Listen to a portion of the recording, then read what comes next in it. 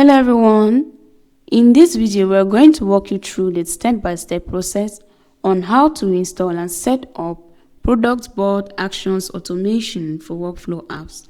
Once in your account, head over to App Marketplace, click on it, search for your app and click on install. Here, click on allow and install.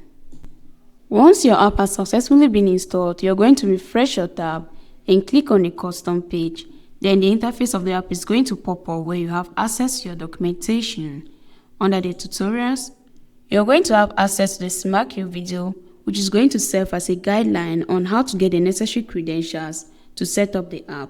We equally have the setup, which shows the status of the app. Here, we notice that our app has already been connected. But if your app hasn't yet been connected, no worries, we're going to walk you through on how to connect and set up the app.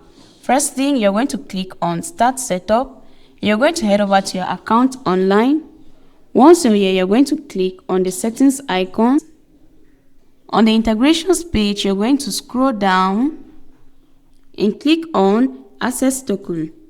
Click on Add Token, and there we go, our token has been added.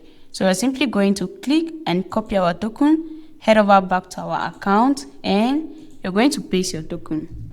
Click on Complete Setup. There we go, our app has successfully been connected. We equally have the support center. At the Love Support Center, you can create a ticket for our support team.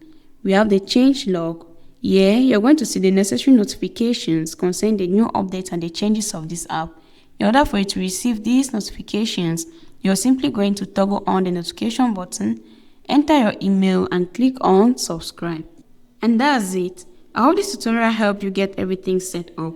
If you need any help, our support team is here for you 24/7. Thanks for watching. Don't forget to subscribe to our channel.